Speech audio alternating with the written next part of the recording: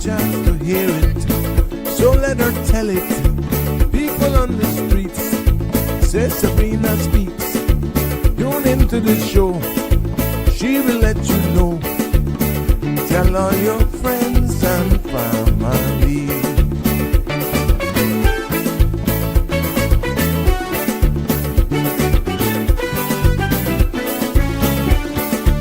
Real talk is no joke. You get the news straight up from grassroots and concerned. You hear with some people gone. So tell all your friends to tune in to Good evening, Cayman. I'm Sabrina Turner, and welcome to Sabrina Speaks, your daily dose of clarity, truth, and community insights. Every weekday from 5 to 6:30 p.m., we're tackling the issues that affect you, from national headlines to grassroots concerns. Whether you're in traffic or winding down your day, this is your chance to hear it straight and speak your truth. So buckle up, Cayman. We're not holding back. This is the show. We gotta let you know. Now we got to go.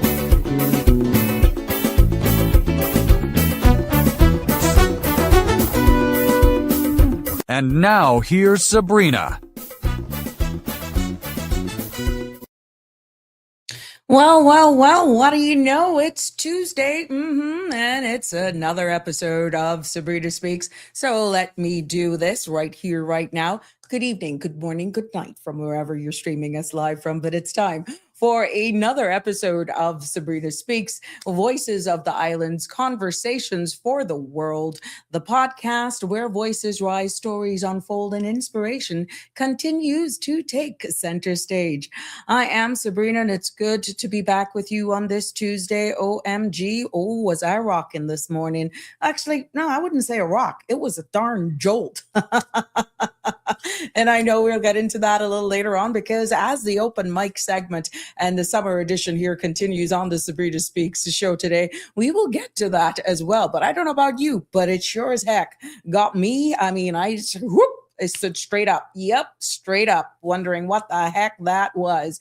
But today we're diving into an upcoming beat of our heart drumming summer camp with representatives that's going to join me around 5:30. Then I got another set of representatives that will join me at 6 o'clock on another topic that you brought up yesterday in regards to the tap water.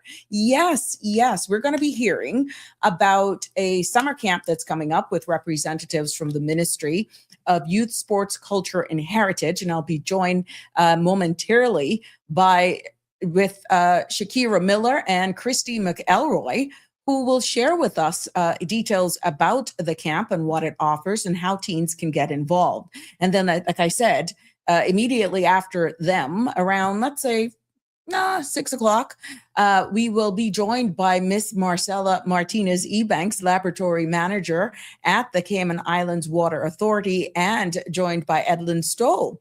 Both of these individuals will tell us and give us a better understanding about, that viral video that was going around. But we're going to be talking about and understanding the safety of our tap water, the testing process, quality controls that are in place. And like I said, that video that's been going around, they'll break down the facts for us, what that could mean. There's a lot of context that was missing. But the good thing is, I'm happy that they are going to be joining us here this evening and tell us more. Now, after that, the mic will open. Yes, open mic. It's that summer edition. And we can talk about whatever's on your heart, including, like I said, the shake, the jolt, the swerve, whatever it was that you felt maybe this morning. And some of you are like, what are you guys talking about? We didn't feel anything. Well, I'll tell you what, I live to tell the tale. I felt it.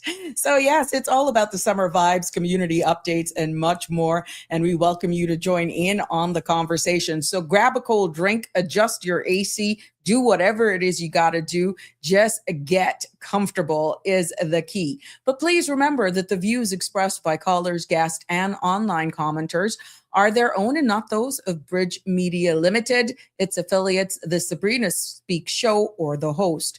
Now, this program is for general information only and not a substitute for legal, medical, financial, or professional advice. Now, all participants are reminded to speak responsibly and respectfully. Any content that is defamatory, discriminatory, unlawful, or harmful is strictly prohibited and will not be endorsed or tolerated.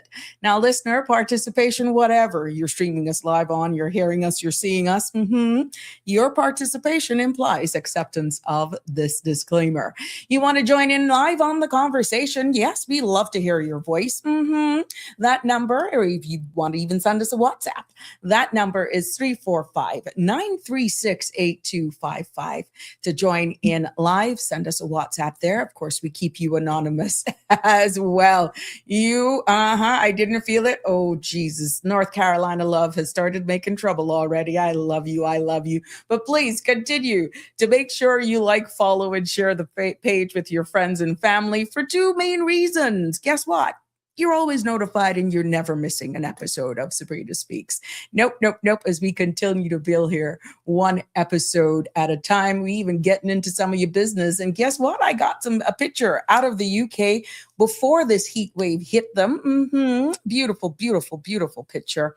It actually something that I could probably use as a screensaver or one of a little pic. So yeah, thank you for sharing that with us. But we got a tight show today. We got guests, not too often, but we love having them nevertheless. And we will be joined by our guests after the news segment. We know how we do it here. As you continue to share the links with your friends and family, and we wait for our guests to come on. But let's take a look at what's happening with our weather here this evening on the Sabrina Speaks, and that's compliments of our friends there at the Cayman Islands National Weather Service.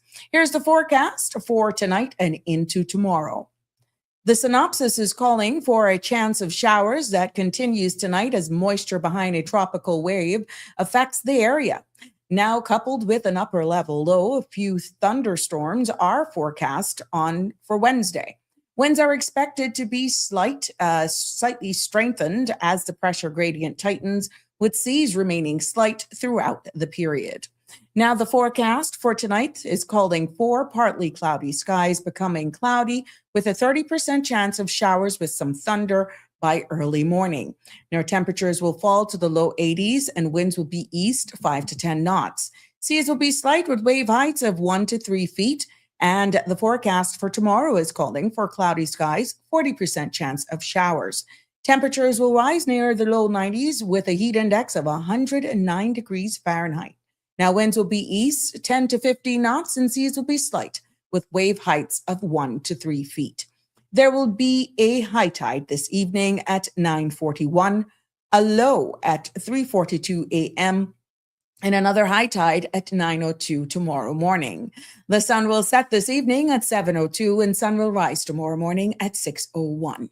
Now, the outlook is calling for a ridge of high pressure to dominate and following the passage of the wave, resulting in moderate winds and decrease in chance of showers through Thursday. There you have it. That's our weather forecast for tonight and into tomorrow as we get all up to date with what's happening here at home in the beautiful Cayman Islands. We are still so blessed to call Cayman our home. Now let's go straight into the local headlines making Sabrina Speaks episode for today, starting with local news.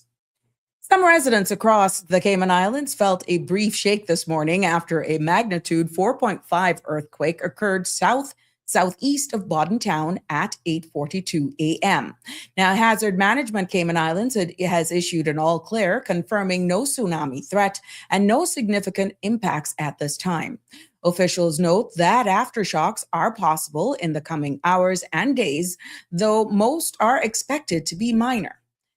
Hazard Management Cayman Islands continue to monitor the situation closely, and safety guidance is available at caymanprepare.ky/earthquake.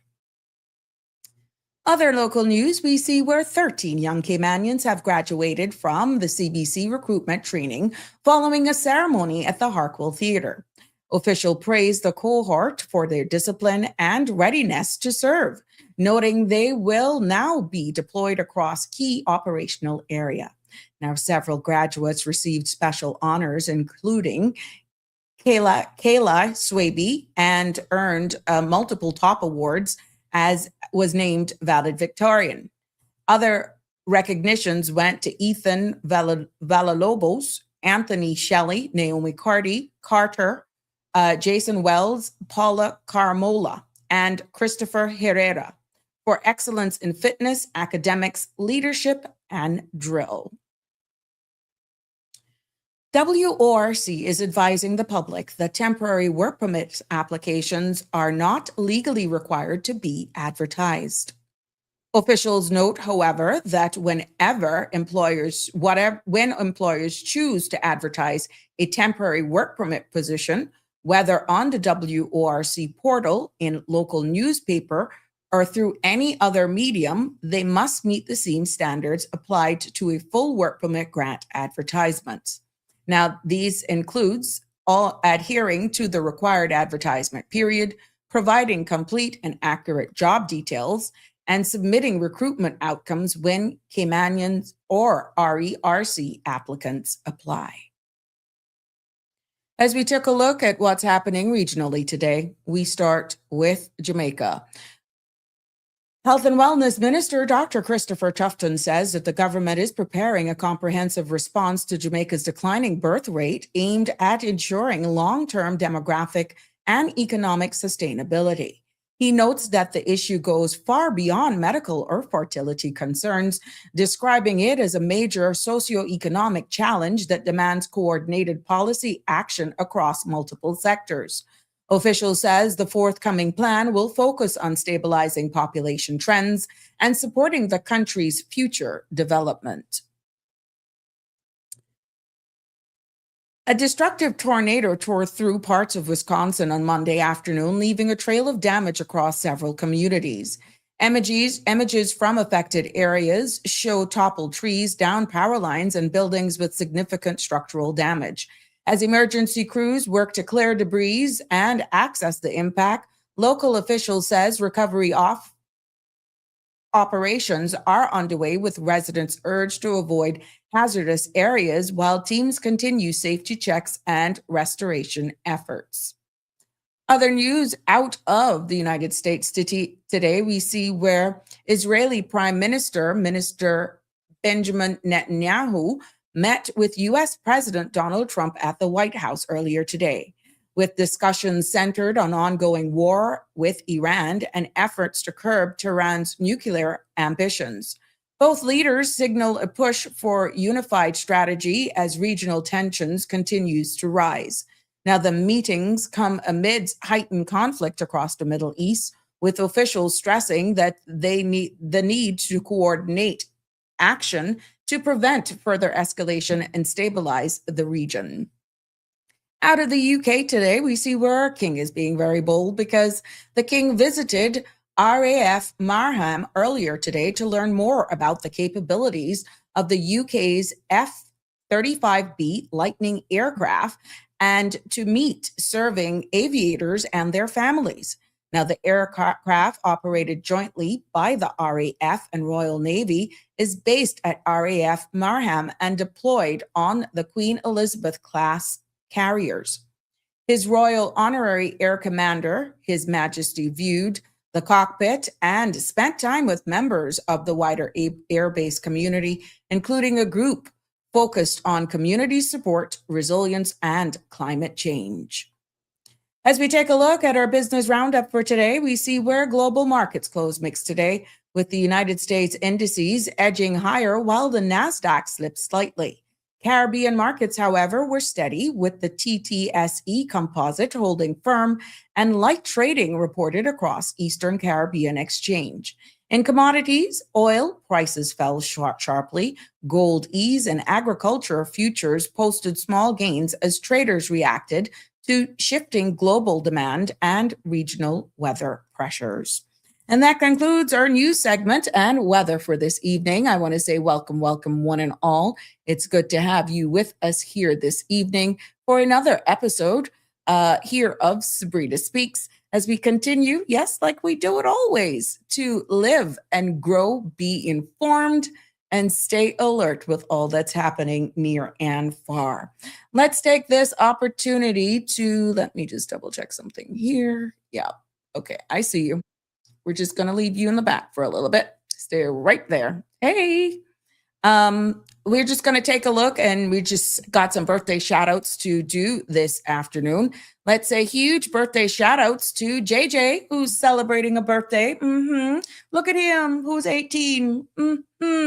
I feel like a a living fossil when you see these kids grow up, and he's legally an adult right now, and I can remember when he was born. Well, from all of us here in the Sabrina Speaks family, happy birthday, JJ. Wishing you many, many more to come, and hoping that you're enjoying your day for sure.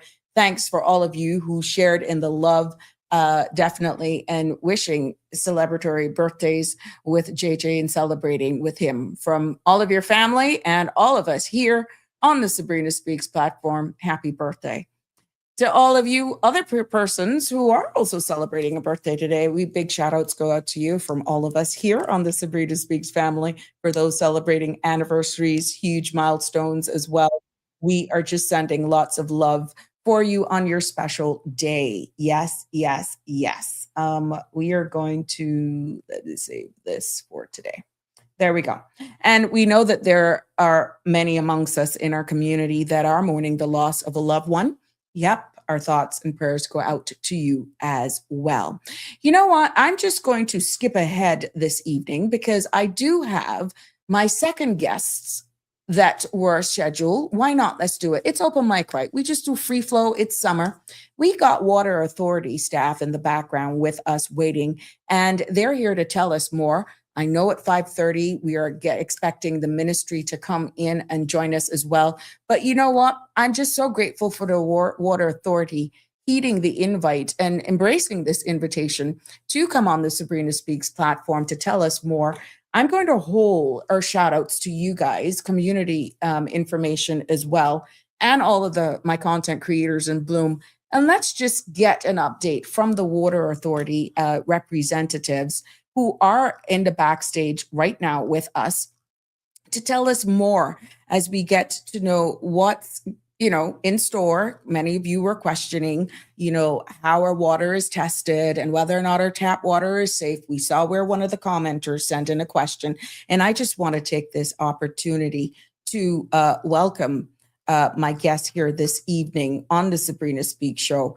And you heard it at the beginning. For those of you who may have missed it, I will be joined by Miss Marcela Martinez, who is from the lab, and Miss Stoll. Yeah, Stoll. Yeah. So let me bring them in, and we can get to learn about them more. We also get to know exactly what they do at the Water Authority, and let's just debunk all of what is in the public's domain. Edlin Stoll is with us, so let's say good evening. Good evening. Good evening, Sabrina. Yes, it's good to have you with us. Welcome. This is our first time having you all featured on this platform, and I'm hoping it's not the last, but it is a pleasure. It's a pleasure to have you joining us at such short notice, and I think it's fitting, given I'm quite sure by now you all may have heard or have seen the video for yourself. But to just demystify, I did my best yesterday going out on a limb, but I was definitely telling people we're safe. There was a lot of context missing from that video. But please, before we get into the basics of that, and to reassure the public of our standards and our quality of water, the process and all that sort of stuff, because we don't have rivers or anything like that. Introduce yourselves, what your roles are, so that our audience will get to know about more and validate exactly your reason and how you can inform us more on what's going on. Okay. Well, first of all, thank you for inviting us. Pleasure. I'm Marcela Martinez Ebanks, and I'm the laboratory manager. And I am joined by Krista Powell, who is one of our technologists. Okay. And actually, Krista on Saturday did see the video, and she promptly sent it to the lab WhatsApp group to, share. Okay, this is out there. So we had a little bit of a discussion about it, and we had a lot of questions. I did see, we paused it to see, okay, what kind of meter are they using? What kind of water are they testing? There isn't a lot of context on there in terms of where the water is actually, so we can't say for sure whether this is Grand Cayman, whether it's West Bay, Georgetown. But one of the things I did was immediately look up the meter and what is a meter intended for. And it doesn't give you that guide. If you're below 150, you're safe. But it also gives the explanation that what you're looking for is it time to change your water filter? So I interpret that to mean this is not a general water quality meter. This is intended for homeowners who may want some sort of an indication, do I need to change whatever water filter I'm using? That's one. And two, specifically the parameter they were testing is TDS, or total dissolved solids. This is a test that we're very familiar with here in the lab. We are an accredited lab. We are accredited by the American Association for Laboratory Accreditation. We've been accredited since 2002. And from 2002, TDS was actually one of our accredited parameters because it's a test that we do multiple times every day. This is a measure of how salty the water is.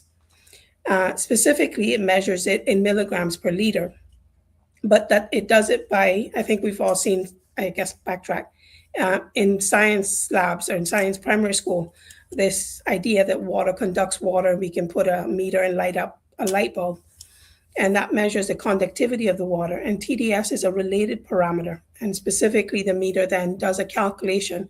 It measures the conductivity and then converts that to TDS.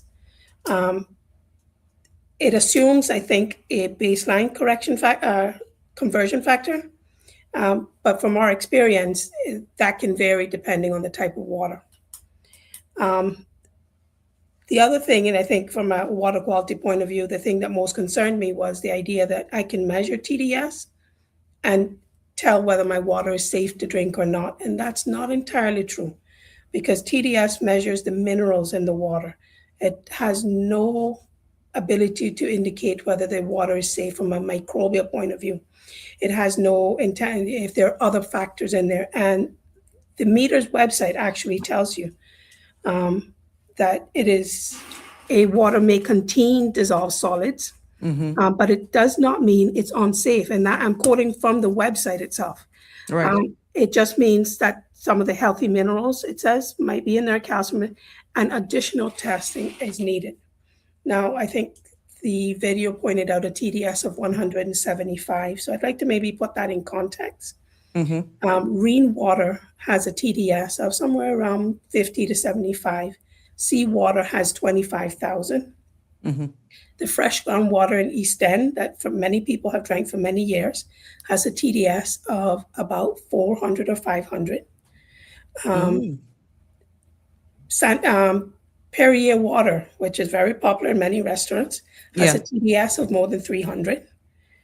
And the TDS by itself is not a measure of whether that water is safe to drink. Is safe or not. Okay. So thank you for clarifying that. Yes. So it does tell you how salty the water is. And some people like their water very salty. Some like fairly fresh water. And so there is a palatable taste to it, I guess. WHO, which is the regulatory body that we follow for drinking water guidelines, has a recommended aesthetic guideline value of below 800. And there is no health-based value on this because it doesn't necessarily impact health itself. The US EPA recommends somewhere below 500. And once again, this is a secondary drinking water standard because it affects the palatableness of the water, how people perceive that taste. Okay. We do offer a testing service to the public. So if there are customers out there who are interested in having their water tested, we do offer that at a slight cost. If there are concerns about, or specifically the Water Authority's drinking water supply, please reach out to us, info@waterauthority.ky. We would like to address that, and we have customers who reach out and say, okay, I've got a funny smell, or there's something in my water, and we will come out there and actually check the water at your premise to see what the issue is.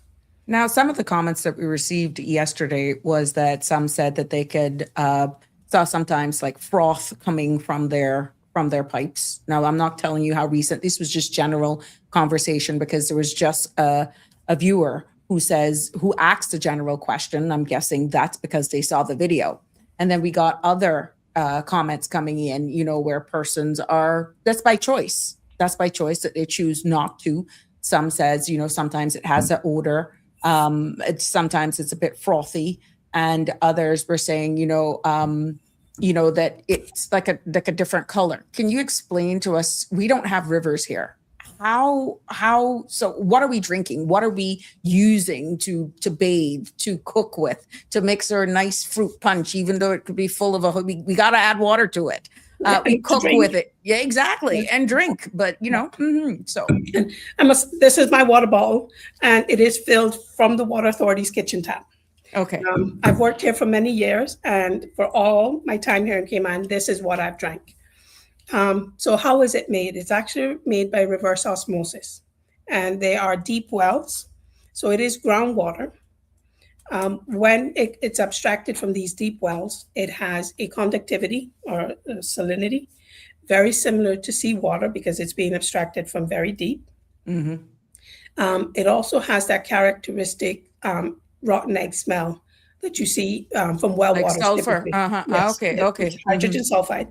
So as part of the treatment process, it goes through the reverse osmosis, which removes a lot of the minerals and brings that conductivity down to somewhere around 300, TDS of somewhere around 150, 170. And then the process also removes that hydrogen sulfide from in there. Then we also add 3 chemicals for treatment. We add calcium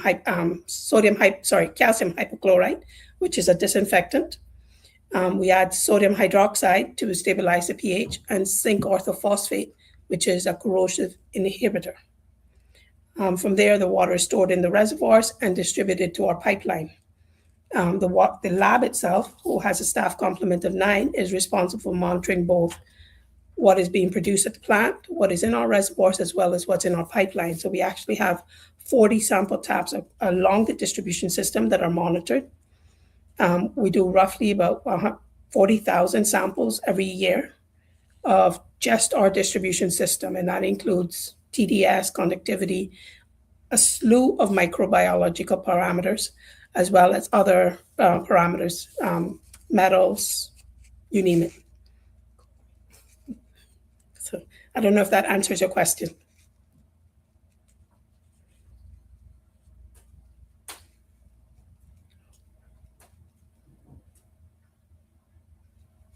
Sure.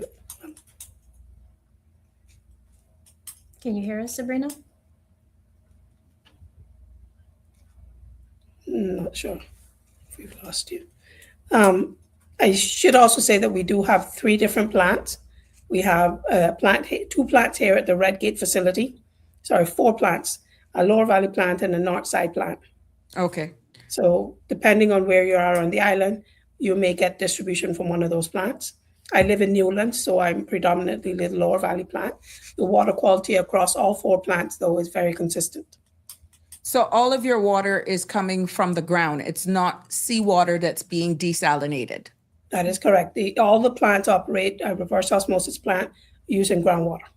Okay. And for all of those persons who may be spooked at all of the ingredients that you were actually calling and adding to that, I'm quite sure with your expertise, WHO standards nationally, what can you say to these persons to say, look, let me just ease all of the fares. It may sound huge, but it's not like the levels wouldn't be dangerous.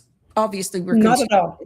And everything, we are monitoring these. And for example, the calcium hypochlorite, which is a form of a bleach solution that's added to prevent any microbial growth happening. The reverse osmosis process removes more than 99% of any microbes that may be present in the groundwater. Mm-hmm. We do add calcium hypochlorite to prevent any regrowth along the distribution system. And I know that there are people who are concerned about chlorine in the water. Yeah. And this discussion that, chlorine causes cancer. But the caveat with that is that chlorine, the chlorine itself doesn't form cancer or cause cancer. It can react with organic matter that then produces these chemicals. Mm-hmm. But because we're using reverse osmosis, we are removing the precursors. So there's nothing there for the chlorine to react with. Okay. The sodium hydroxide is a form of lime, and it stabilizes the pH. And it is not hazardous. It is not in any way dangerous for us. Okay. But Ms. Kristy, go ahead. Go Yeah, ahead, like, Marcel. I would like to reiterate, though, that if our customers are concerned specifically at what is in Yeah. their tap, they can reach out to us at info@waterauthority.ky. Send Mm-hmm. us a message so that we can have a specific discussion with you as to what your concerns are. And we can actually do a test at your house and you can see, okay, what is the water quality at your home? Okay. Miss Krista, tell us exactly. You are a technologist at the Water Authority. Can you give us some more information on what that is, what that role entails? So, as a water technologist, apart from doing some of the bench work, which is actually doing the analysis um, routinely, as Marcella was saying, we do a slew of bacterial tests, Mm-hmm. as well as we do test for heavy metals, which is includes monitoring, like she said, the zinc orthophosphate.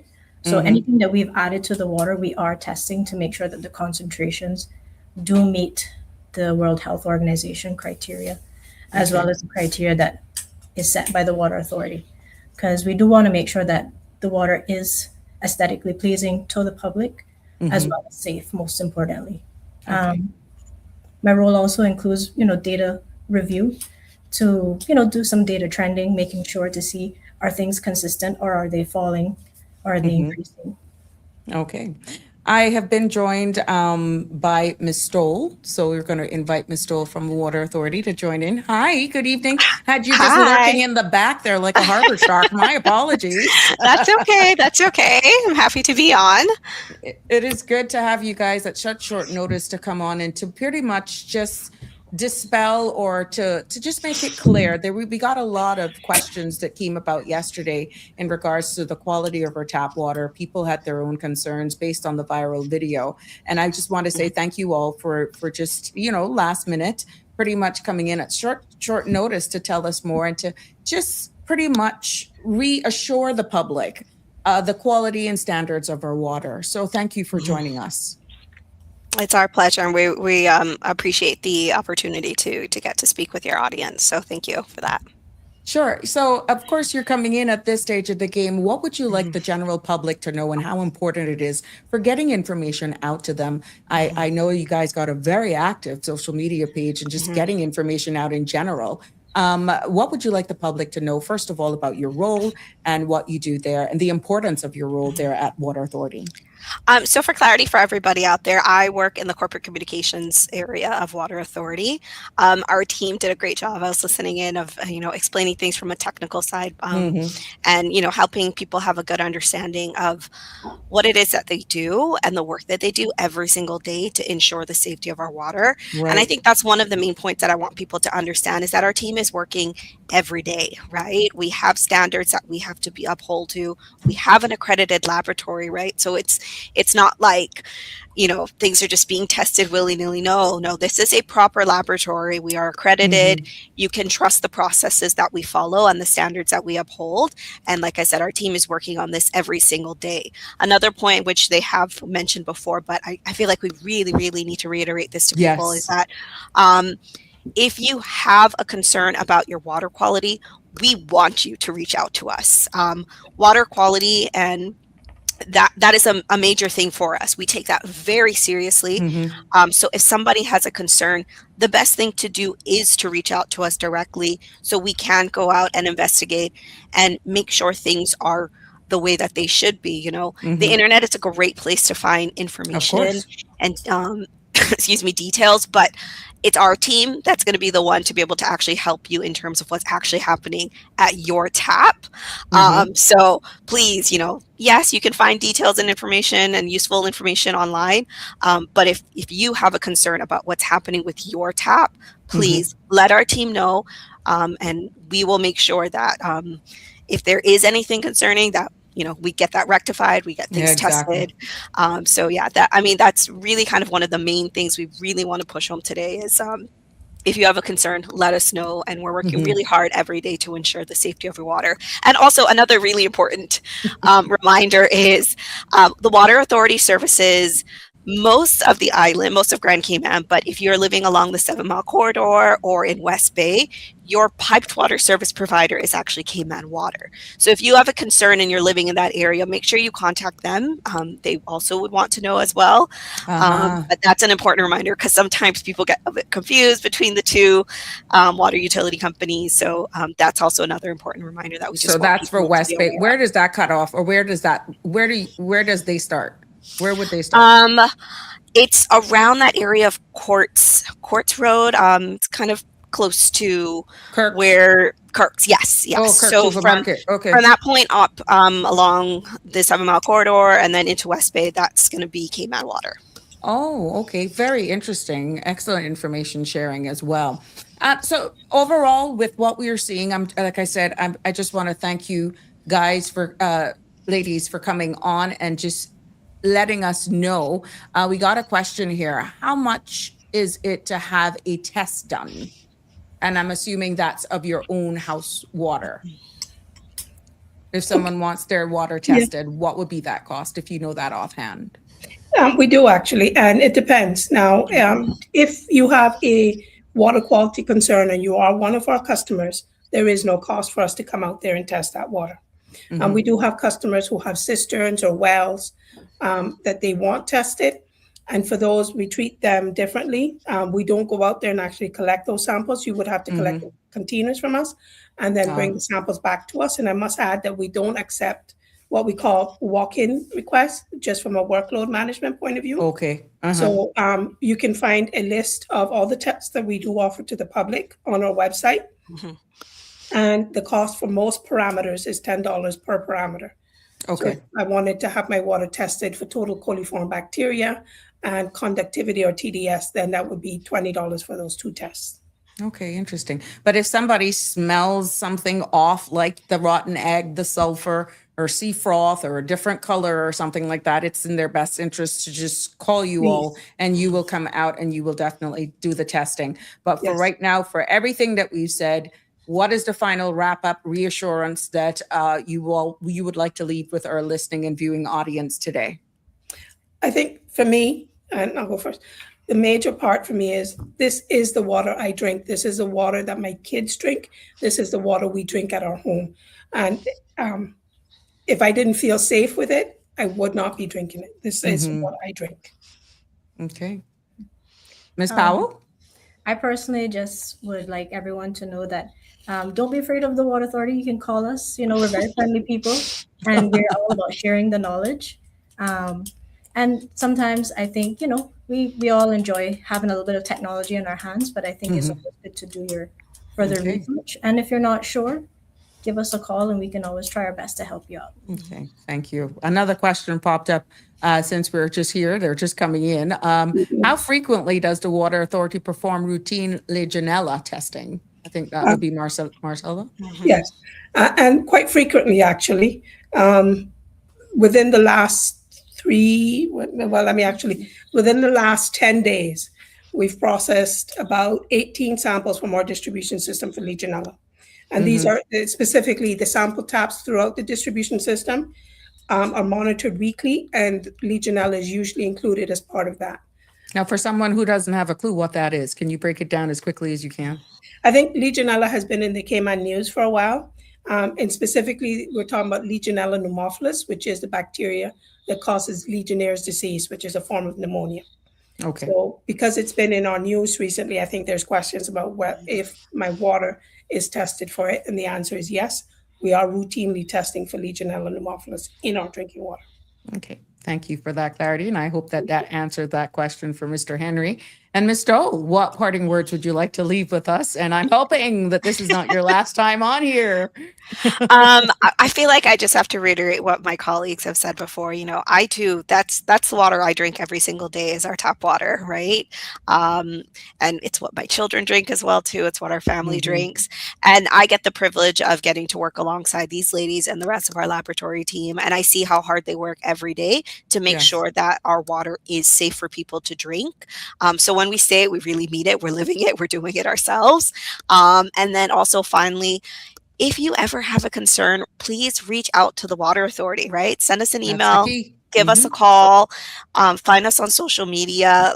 Like I said, the internet's great for finding information, but if you want to know something about what's happening with your particular connection, with your particular tap, then that's our team that's going to be able to answer that question for you. And if you have a problem, we want to help solve that. So please reach out to us with any concerns that you might have. Thank you so much. Well, ladies, thank you. It has been a pleasure having you here this evening. And I'm hoping that for all of those persons who were a little bit turned off or concerned about that viral video that is in circulation, questioning the safety of our tap water, I'm hoping that the explanation that Marcella was able to give along with Krista has actually gotten you back into a more comfortable state to know that we are doing what we have to do. Everything that is context really matters is what we're trying to say here. And that these ladies were able to give you a calm sense that we're safe, we're good. But I want to thank the Water Authority teams. Thank you all for joining us. Do have a good evening and hoping to see you soon. Not on these type of terms, but definitely we could just get to know more about the Water Authority so that people will have an understanding, of exactly what happens behind the scenes as we continue to learn here on the Sabrina Speaks space, one episode at a time. But thank you both, all of you, for joining us. Thank you for the opportunity. Thank you. It's a pleasure. Have a good evening. Have a good one. There we go. I want to thank the ladies for joining us here this evening. It's such a pleasure to have them. And I'm hoping that they were able to answer your questions. But my other set of guests are in the background as well. And I'm talking about none other than Miss Shakira Miller and Miss Kristy McCoy telling us more about, guess what? We're going to be hearing about this. But I'm not going to tell you about it because they're going to tell us about it. Now, you know something with music. It could be rattling the Harper Boys. Yes, I would shake it. No, you know what? Let me bring in these two ladies. Let us tell them more. Let them tell us some more about this upcoming camp. Good evening, ladies. Welcome, welcome, welcome to the Sabrina. Hello, can you hear us? Technical difficulties?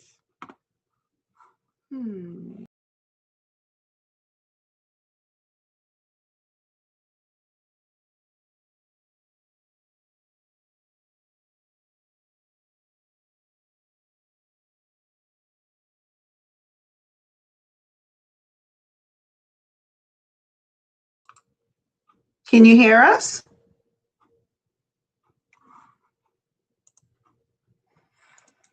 That's up. I'm hearing you fine. Okay, good. There we go. You're back. Good. All right. Yeah, back. There we go. It's a pleasure to have you on the Sabrina Speak show as we hear more about the upcoming free summer camp.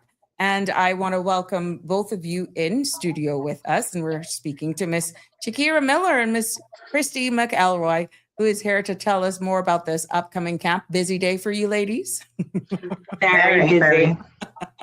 What was that we heard before you brought us in? Something about you dancing? Oh, Lord, yeah. Looking forward to it. Oh, Lord, it could be rattling. It could be rattling, boys. I jump. But when you hear camps like this, it gets me all going.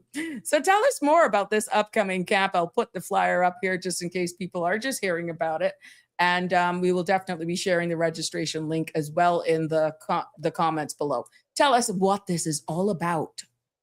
All right, so it's a new initiative being offered by our ministry, the Ministry of Youth, Sports, Culture, and Heritage. It's called the Beat of Our Hearts Summer Drumming Camp. And as you know, we're all about the culture and heritage. So we are bringing in Mr. Willis Stewart, who is an internationally renowned percussionist. He was a part of the Third World Band. So he will be heading that up along with Jason Gilbert and Renard Powell from the Folk Singers. And the idea behind this is we want to create a drumming collective in the future. So from this week's camp, we will be pulling available students from that to performing a concert in February. Oh, Which wow. I think, yes, that's going to be another big ministry event. But so we can focus on this one. This is happening on the 10th to the 15th of August, 4 to 7 p.m. at the Intergenerational Hub, which is next to DHL behind Price right there. Cost is completely free, and spaces are limited. So we're asking people to register sooner rather than later. Okay. Now, because it's free, it's for teens. Is there an age restriction? I mean, yeah. Tell us the ages. Right now, we're taking 14 to 18, but if you have a sibling that's 14 and a younger one that maybe is 12, that's the youngest we'll go. Okay, Once so they're older. it's understood. That makes sense.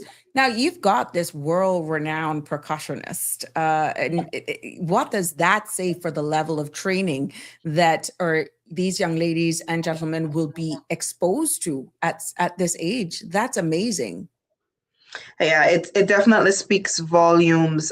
He is a founder of the Solutions in Music, which is a system that he has in the schools in Miramar, Florida, and the focus is at-risk students, and it's run really well, and they have it works for them. So that assisted the minister and the chief officer with making this decision to bring something similar here to our islands. Right. Giving everyone a positive outlet. Yeah. Yeah. Now, just walk us through what a typical day would look like for this camp. What do you got in store for the kids? If you're able to highlight, a lot of beating. Yeah, some of us adults probably need that to beat out their frustration. You know what? I'm going to take that back to the chief. We might get something worked out for you. So yeah, it'll be a lot of introducing a lot of the techniques required for his specific type of drumming. We're hoping to get Mr. Willie on with yourself or Miss Catron by next week. Hopefully, he's expressed willingness to go on radio here to talk about his expertise. Well, that's not a problem. She's in the morning. I'm in the evening, even though I'm going on leave next week. Oh my goodness. Oh wow. Fun times. I don't know about that, but and so we'll provide refreshments for the kids, so parents don't have to worry about that. Unless your child has specific allergies or specific dietary restrictions, then we're encouraging you to bring your own stuff. Well, that would make sense. Yeah. And you want to declare this as well from the registration. I'm going to be posting the registration form that you all shared with me here. So let me just share it in the link below so that interested persons can go and they can click on that link and they can register their kids to participate. So you're getting it in real time right here. This is world-renowned percussionist, Third World, that will be there at the Intergenerational Hub. Right now, their age range is 14 to 18, but if there's a mature child that will behave, they will not go any lower than age 12. I got that right, correct? Yes, ma'am. Now, there's a special announcement. I'm not so sure. I mean, it'll be special for us here. Is there any tricks up your sleeve? Anything you got to share with us? Well, we are the Ministry of Fun, so there's always some tricks up our sleeves. We have next on the 15th, no, the 8th and the 9th of August, we have Mr. Oliver Samuels, who is coming in, and the ministry will be hosting him for 2 showings of his newest play, and it's called, Miss Kristy, remind me. Where there's a will, there's a criminal. Oh my goodness. Yes. Yeah. And more information is definitely coming out. We're just gathering our promotional items, and we're going to send that off to you all. But that is going to be exciting. 2 shows. We got to watch him twice. Yeah. That, and he's always full of belly busting laughter. So you guys are continuing to just be very busy. This is a very busy time for you, period. I mean, you got the summer event, which kudos to you for putting that on, even though that's a joint ministerial task that you've undertaken. You got this, that is definitely the beat of our heart. And now you got that, the Oliver Samuels, you've heard it here, and Pirates Week. Yes, ma'am. So you guys are going to be busy, and then we head straight into the holidays. Yep. So many more things in between. A lot. Yeah, it's a lot. We have some Christmas competitions as well that we're hosting. We have the Older Persons Month talent show in October. And the folk singers concert. Mm-hmm. We have a lot of things coming up. Well, the fact that this camp is free, pretty much all of this is funded by our government, your ministry. What would you want people to understand in regards to how important this is, that they don't even have to think about it? That's huge. It's us really investing in our youth and making them a priority. We want to give them the opportunities that will help them grow, not just academically, but personally and culturally as well. Right. So we're hoping that this will just leave them feeling more confident, that they've learned a new skill and develop friendships along the way. Yep. Now we talk about inclusion and all that sort of stuff, and how important that is for, just making sure everybody is included. Are there any provisions made for any persons with needs about just being inclusive? For this particular camp, no, I'll have to say no. Okay, but that's fine. Yeah, we're working on things for Pirates Week to be very inclusive. Yeah, but we don't have it in place for this particular camp. Okay, fair enough. Now, spaces are very limited. What's the maximum, and how close are you? How close are you with getting those filled up? Have you gotten a good response thus far? Yeah, we have a good response. We have maybe 10 spots left. Maybe 10. Okay, and once that is, now, how important is it that if you secure yourself a spot, that you show up and Yes, not just very block important. it? Don't just block the space, because you could be actually blocking somebody else from attending, and someone who really would show up for all the days then miss out on that opportunity. So parents and children who hear of this, we want you to make sure that if you block this space, that you got to show up. That's very important. This is free of charge. So otherwise, we're going to give it to you. You'll have to come in and take their place. I would be a big 18, I tell you that. But thank you for the invite. I would love to just come there, but like I told you, just beating up on that, get out our frustration. But ladies, it is good to have you on. I'm hoping that the kids and just overall the Cayman Islands can really appreciate everything that you all are doing to keep our culture alive. The mere fact that you all have so much going on, you have so much that you're offering, and lots of times that we have you featured on this platform, it is free of cost. Now, you rarely can find that anywhere else. It's true. Very true. These things sometimes are taken for granted. It is an opportunity to build confidence, new friendships, shows us a sense of cultural pride. It even shows creativity that some of these kids may not even have been able to identify that they have within themselves. So I really hope that people will take advantage of this, that the our spots are filling up. But kudos to you and your team there in the Ministry of Youth, Sports, Culture, and Heritage for putting on such a phenomenal thing, for arranging this and everything else that you all are doing. I know it can't be easy. No, it's not easy, but we love what we do. So that makes it easy for us in a certain, to a certain extent. At least we don't hate coming to work. Yes. Even if you shake a little bit, shake. No. But some of these ideas don't come to life unless the minister or the CEO brings it to us. So we thank them for having such a broad outcome on what they want. That's right. Now, before we wrap up here, is there anything else we need to know? Any additional information you'd like to repeat or recap? Now's an opportunity. All right. Or individually, it doesn't matter. It's your opportunity. We just want to emphasize that, you can email us to register at the ysch-events@gov.ky. Or you can go to the ministry's Instagram page. The link is in the bio, and our handle is at MYSCH_Cayman.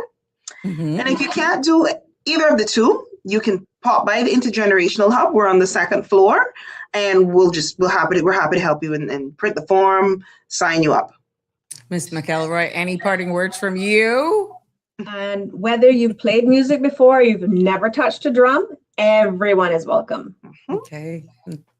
Well, Just come ladies, with an open mind and come to learn something new. Yeah. that's right. And the key is the spaces are limited and they're filling up. Approximately 10 remain. And no, I don't need any of them. I'm just going to find one of them and start pounding anyhow. Yeah. Sounds good. But thank you, ladies. Thank you for taking time out of your busy day to allow us to share this camp and the events that are taking place, and even sharing with us what's upcoming. And we know and we hope that this will not be your last time on here, telling us as we continue to educate, inform, and keep our community updated with everything that's happening within your ministry. Again, from all of us here on the Sabrina Speaks platform, thank you for your service, all that you do, and definitely trying to keep it alive with our culture and sharing that with our future generations to come. So thank you so much. You're welcome. Thanks for Thank having you. us. Thank you for having us. It's a pleasure. See you soon. Have a good evening. Bye. Well, there you have it. Yes, we had back-to-back guests here this evening. And yes, what you just heard are our ladies from the Ministry of Youth, Sports, Culture, and Heritage telling us about this upcoming camp. Yes, you've heard it here. Beat of Our Heart Drumming Summer Camp. Spaces are limited, and that will run from the 10th of August to the 16th at the Intergenerational Hub from 4 until 7 p.m. Now, guess what? The instructor is going to be Willie Stewart. Now, he's the percussionist, the drummer of Third World. Yeah, he's going to be teaching all of these kids who are fortunate enough to actually secure one of these limited spaces. And the ages right now is from 14 to 18. And we said it'll be happening on the second floor, the Intergenerational Hub. It's interactive, fun, cultural experience. And yeah, why not? So the key is, listen to this. This is free. This is totally free. So we got to say what we got to say about our government, our administration, this ministry. Thank you. Thank you. This is an opportunity that not many would actually be able to take advantage of, and we're doing this for free. So yes, please remember, space is limited. I've posted the link below if you want to register your child or children. Look at the age restriction, but if you have a mature 12-year-old, they will be willing to consider 12 as well. So teens, parents, guardians, please sign up, discover the beat of our heart through this rhythm, culture, and community. And we want to thank Ms. Shakira and Kristy for joining us this evening, giving us an insight as to what's in store and keeping us in tune with what is happening there and even what's upcoming. So we're looking forward to having them back in short order to tell us more that's in store. There we go. Well, good evening. It is open mic, and they have started. We are going to take this incoming call right here, right now on the Sabrina Speaks. Let's go. Good evening, caller. You're live on Sabrina Speaks. What's on your mind? Good evening. I was going to say good night, because when I came to the Caribbean, there are certain parts of the Caribbean where instead of saying good evening, they say good night. But anyway, good evening. Good evening. Yeah, good evening. Now, I was listening to some of that, those interviews about drumming. It's just amazing how drumming can be seen as being very easy. And yet, it can be so complicated. There are even some songs, they say, they became big hits because the percussion was so good. They did not become big hits so much because of the other instruments, but by the most ignored instrument, if you can call it that. It's really, really interesting. Yeah. Now, yesterday, at the end of the day, there was the last caller. There is one of your regular callers. I love to listen to him. He made the point. It is a point that is always being made. Of course, it is a valid point about this issue of who are we developing for, foreign people coming to Cayman and disrespecting Caymanians, which is a valid complaint I found. But to me, I always, when I listen to that, I agree with it. But at the same time, I like to relate my own experience in relation to that. I have found that when you are a foreigner and you come in and you want to give respect to Caymanians and say, you are the people who are hosting me. I want to give respect to you. And if you need some training, I can give you some training and those kinds of things. You wind up yourself now being victimized. And I think that is one thing that the government has to deal with. Okay? And I'm not just saying that it is because it happened to me. You see, a lot of people who come to Cayman, they say, well, we came to Cayman, we built Cayman, and we've done this and that. Caymanians don't understand this, don't understand that, which is total nonsense. Huh? Okay? The mere fact that Caymanians are few doesn't mean that they don't understand certain things. In fact, those people, the way I see it, most of them, Cayman has built them more than they have built Cayman. And also, I do not believe that, for example, if you come to a country, they employ you in a job or you are doing a business or whatever it is. But let's talk about a job. And you are doing a job. You can't boast about we have done this and that for Cayman. You were given a job and you were being paid for it. So I don't see that you should go out there and say, well, we've built Cayman. No. Like an Cayman was paying entitlement. you. Like they're expecting you're entitled to get some return on a choice that both parties made. Yeah, exactly. It's a choice which both parties made. Now I know that on the Cayman side as well, there are some people who say, well, these people can't earn this kind of salary where they come from. Well, that is also true. Okay. But again, it's a deal. You need them because you don't have your own people.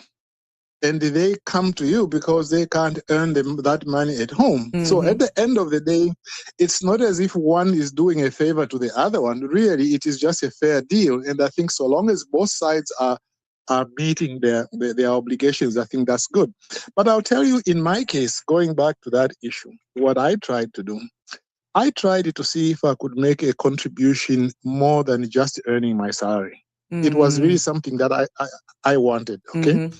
And what I did in relation to that, for example, I wrote a couple of books. One of the books is called The Legislative Process, a handbook for public officials.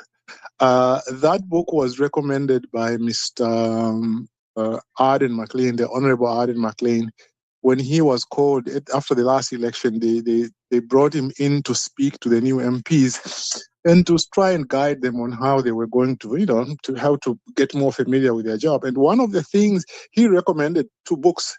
He recommended Erskine May, which you are aware of, on parliamentary procedures. And then he recommended, and he recommended my book, The Legislative Process. It's a more than 200-page book.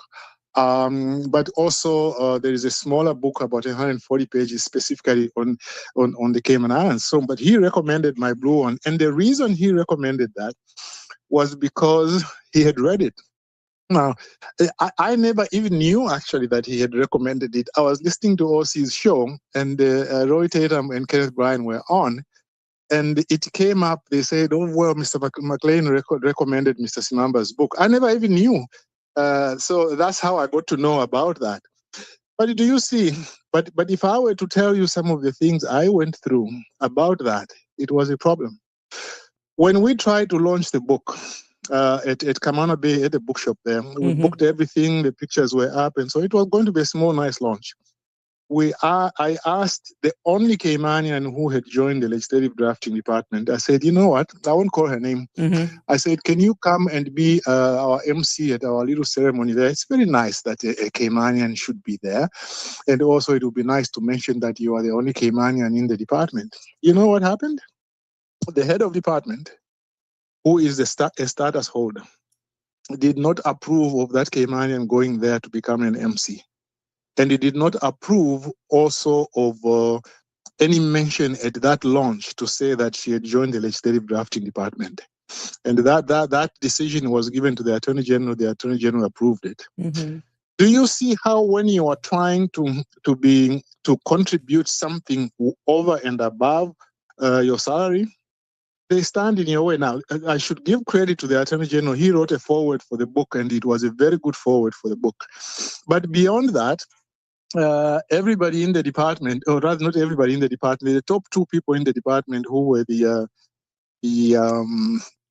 status holders, they just stood in the way about it. And when I was there, for example, I tried to train this particular lawyer. I told the head of department, give me this lawyer to train. I've got a lot of experience in training. I mean, I'm a UK Canadian trained legislative counsel. I was even at that time already teaching online part-time lawyers in Canada and elsewhere on how to write legislation. And also I used to go to Rome in the 90s to teach a legislative drafting course there. That's how I met the late Julian Banks, who that was the first Caymanian I ever met because she was doing the course there. So I said, look, I've got a lot of background and I'm also published in England and elsewhere on legislative issues. Can I train this Caymanian? I was told, no, you are not going to train the Caymanian. And when all this got to the authorities didn't come out on the side of the Caymanian. Forget about me. Mm-hmm. They didn't come out on the side of a Caymanian to say, well, look, here is a guy with a very good background. He's trying to train a Caymanian. Why are you preventing him from doing that? Then, in government, I then developed, in addition to the books, I developed some courses, 9 courses, PowerPoints, binders, and everything. I asked if the chief officers could allow me to teach the course to them. Some of them agreed, but when, the whole chief officers, 20 of them, I think they were at the time, they agreed, yeah. We want to do the course, especially on legislative process. We also want to do your course on judicial review. I said, yeah, this is very important because other countries, they teach people like you these things. The thing went to the chief officers meeting. They were very keen to have it done. They asked 2 chief officers, I won't call their name, one of them is now no longer in government, who said, they said, you arrange some pilot courses, and then we'll see if we like it, then we can spread it in the civil service. When that got to the powers that be in government, they said, no, we are not going to do that. They stopped me from doing that. Then I went to court to try and get a court order in a judicial review.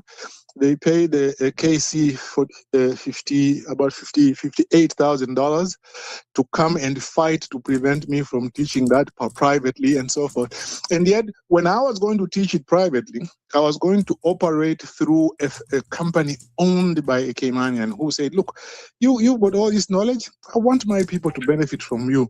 I've put together a training company. Just go to government, get permission for you to teach privately. Get permission, and then we can teach privately outside working hours. They couldn't give me that permission. Oh, wow. I went to court, they fought it. So the point I'm trying to make, Sabrina, is this. Those of us, one last point. In government, I offered that I would prepare a handbook for legislation. In all other jurisdictions, usually they've got not just a handbook, but also a legislation. Right. I offered that I could prepare that so that people can learn how this is done in addition to the courses. I was told you can't do that.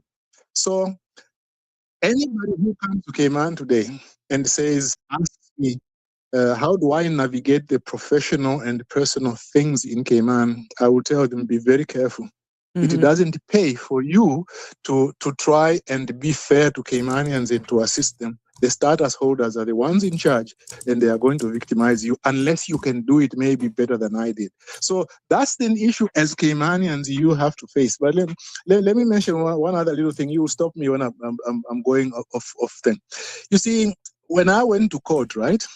I need you to. 2 of the cases. I needed you to cover the and I want you to make it tight because we have other calls coming in. Okay. But we were actually, I know it's open mic, but a lot of what you're sharing with us, we have heard before. And I know because you're putting it in context, right? I'm just putting it a little bit more in context, yeah. Right. But I think a lot of people in general, if you could, in a synopsis, just break down something that has been very topical recently and talk in general, nothing in specific. Okay. The true meaning from a legal perspective of a grandfather's clause. True meaning. I know it's broad, but there's a reason why I want to be objective with the direct question, what it means. You see, a grandfather's clause is sometimes in law it is called a transitional provisions, vested rights, and so on. So basically, what a grandfather clause is supposed to be is like this: you have changed the law, but while you are changing the law, there are certain people who are already in the system. For example, you want to change the requirements relating to PR and all that. Okay, you want to change that, but then there are people who have already been here for 5 years. Others have not yet made 8 years. Some have made 8 years, but they haven't applied. There are others who have applied, but they've not got a response. So what you try to do is you try to make specific provisions that will say very, very clearly how those will be affected. Mm-hmm. Okay? And that's what you try to do. Now, there are, if you do not make specific provisions, there are certain default things that apply. Mm-hmm. Okay, there is a concept sometimes which is called a concept of vested rights. Like if certain rights have vested, then unless you specifically say in the legislation how those rights will be affected, it will be presumed you don't intend to affect them. Okay, but that is only a presumption. So, for example, if people have already applied, I've given 3 categories of people like who might be in the process of getting PR or status. Okay, haven't reached 8 years, but I've been here for some years. I've reached 8 years, but they haven't applied. They've reached 8 years and they've applied, but they haven't received the response. Your legislation has to say very, very clearly how they will be affected. Now, that could be what is the misunderstanding, because it appears as though what was being said, what people understood, what we read, what we shared here, and what is actually taking place is multiple different things. I can't even say 2 different things. And that is causing a lot of confusion right now. Is that fair to a society? And we're just speaking in general for full disclosure.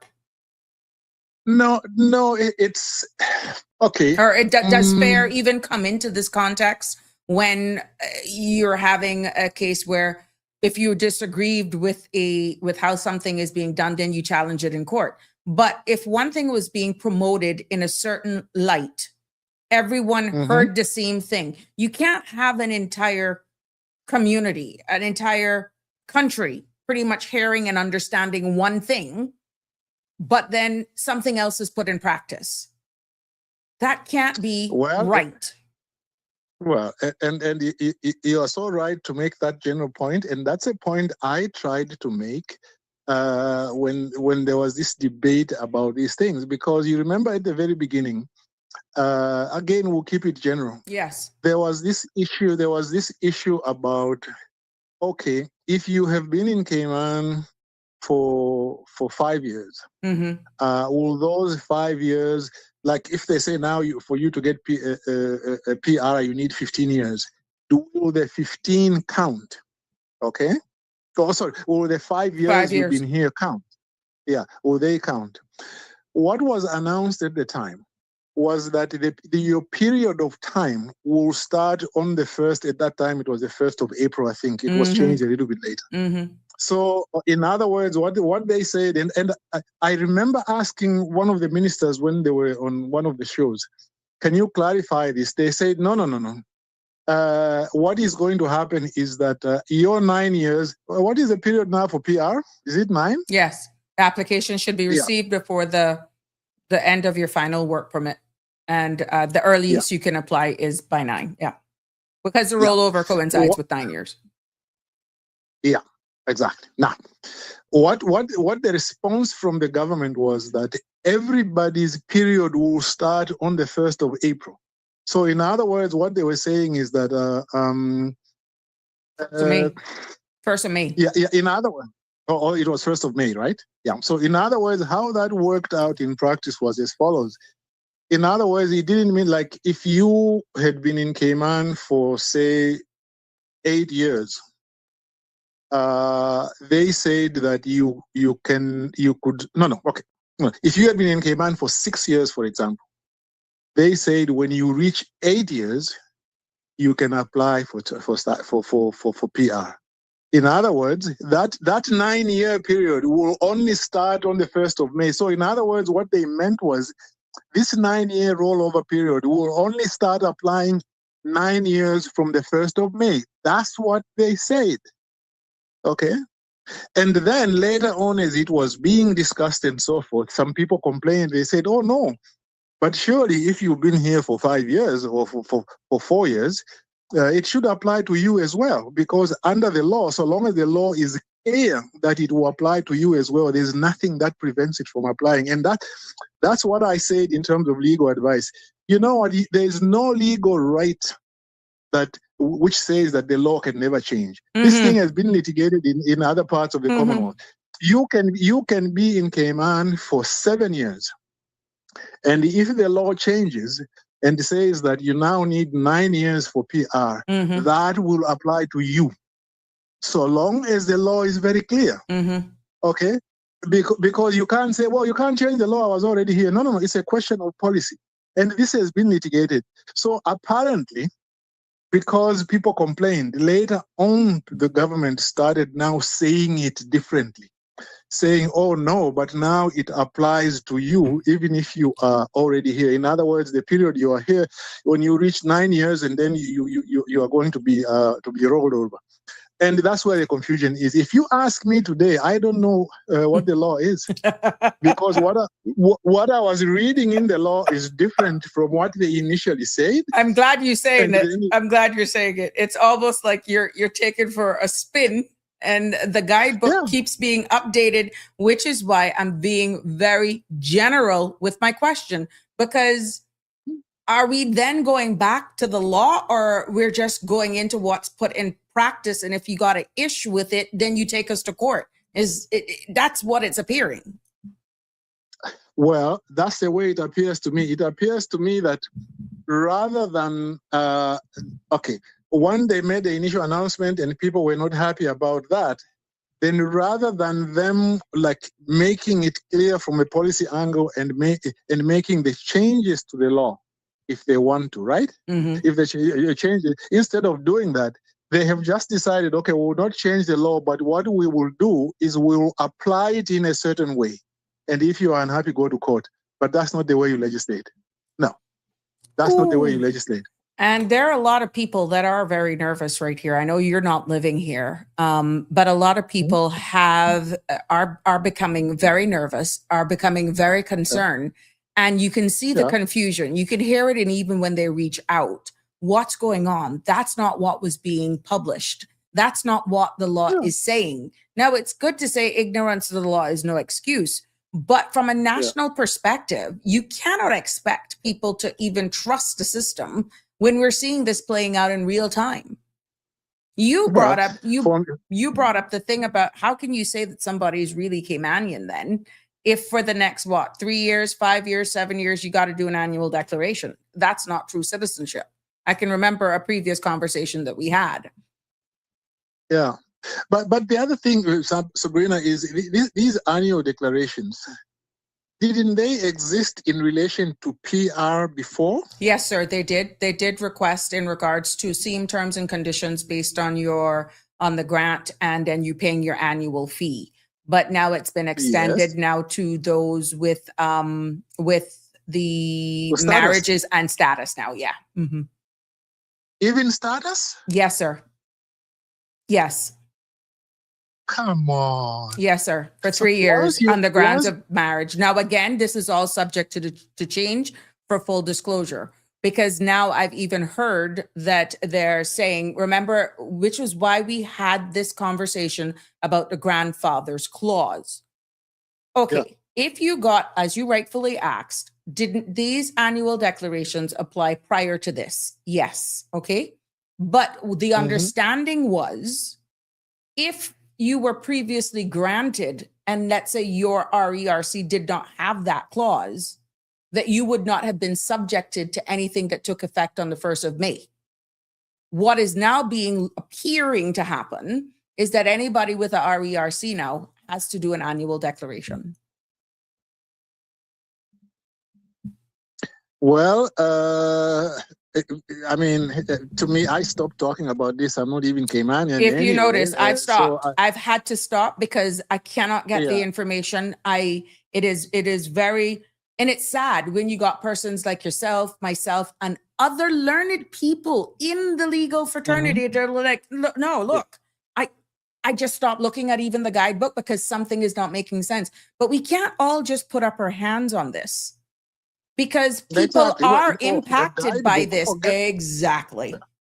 the guidebook was also just went into other things. I forget what it was. I remember when I read the guidebook, a certain Caymanian friend of mine sent me a message. It says, "Have you read the guidebook?" The guidebook, I forget what it said. It again said something that was not quite in the legislation, and the definition of Caymanian was different from what There's was a lot. There's I a lot that is not correlating but with the principal laws. Exactly, which is not correlating with the principal laws. And at that point, that's when I said, no. Maybe there's something I don't understand about this. But I'll tell you what the problem is. The problem is, I'll be very frank, government in Cayman is controlled by the private sector. You can be sure that somewhere between when they made the policy and passed the legislation, there was this pressure that they should do it in a certain way. Or in fact, the pressure would have begun before. You have sat in the Legislative Assembly. I've sat there as an official. I know how sometimes, even as we are doing committee stage amendments, phone calls are coming from the private sector. Can you put this? Can you put that? Now, I'm not saying that it is wrong for the private sector to be involved. But if you have agreed something in cabinet, that this is the way we are going to go to the Legislative Assembly, it should really change very little because it has been agreed by cabinet. But to me, it is just a sign that government in Cayman is under a lot of pressure to decide certain things in a certain way. What I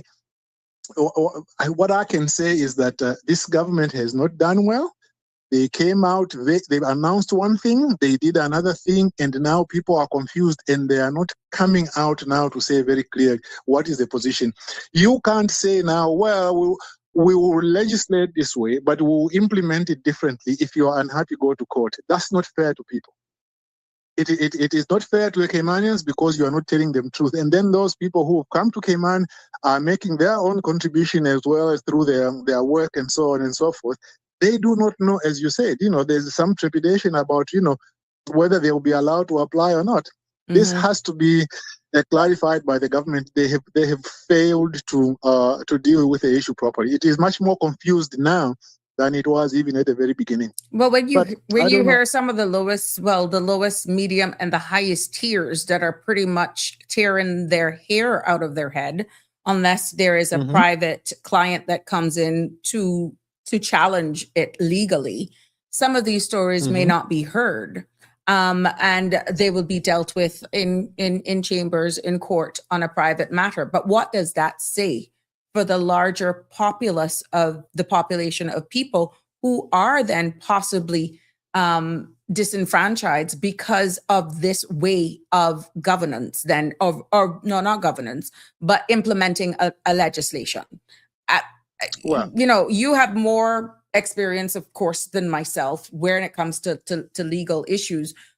What could be that could be quite damning on a jurisdiction if somebody really challenges it and look at all of these pieces of the puzzle, look and compare it side by side with the principal legislation.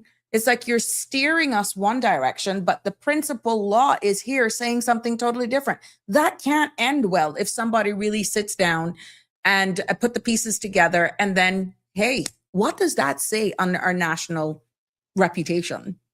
Well, it's interesting that you should say that. Well, first of all, you understand immigration law in Cayman, having practiced in it longer than I do. I just tend to sort of like, if an issue arises on a specific issue, I can examine that. And also I've got a general understanding about PR since I went through that system. But you see, the other thing that you mentioned there is that when people go to court, do you know that in court, in any case, there will be some people who will go to court and you will never know that? Exactly. That's what I said it. You would never know. Because you see, the way judicial review is done in the Cayman Islands since 2019, it is done in secret. Because normally what you would do is before 2019 and in all parts of the Commonwealth, what happens is that if you want to apply for judicial review, you apply for what is called leave. Leave just means permission. What does it mean? It means that you go to court first. There's a preliminary assessment to say, is there an arguable case here? If you've got an arguable case, not necessarily a strong case, but just something that looks like there's something that needs a bit more of examination, they give you leave, then you bring the judicial review application, then it becomes public. Since 2019, what they do is that if you apply for leave, because a lot of the people who will apply who will challenge this law, they will challenge it through judicial review. What they will do is they'll apply to court for leave, and that hearing is put on a confidential file. If I sue you, Sabrina, today in a regular writ because you owe me money or you damaged my bike and so on, that writ is public straight away. When you go to court there, you will find it on a public register and the press can go there, they read and quote it and so forth. This is how a lot of this information we read in the paper gets into the paper. But for judicial review, it's not like that. Once you apply for judicial review, it is put on a confidential file. And once it is put on a confidential file, if, say, leave is not granted, then we will never know. Okay? Okay. The public will never know. But if leave is granted, then they put it on the open file. So the ones that we will come to know about are those cases where leave has been granted.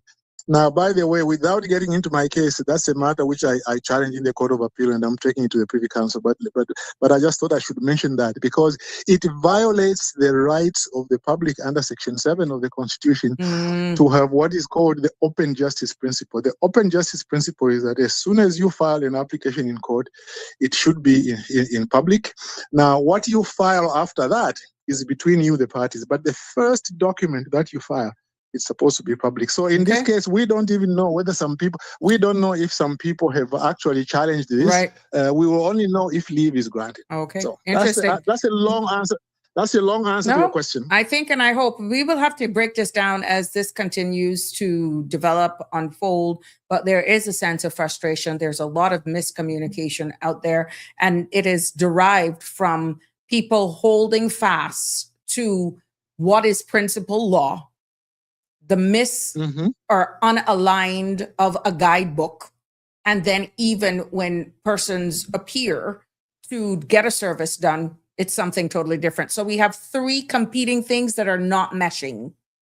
You understand? Yeah. And there's a lot of misinformation. So it is just trying to get a common semblance. And I'm hoping that in short order that, we would be able to get something that is concrete, something that is stable.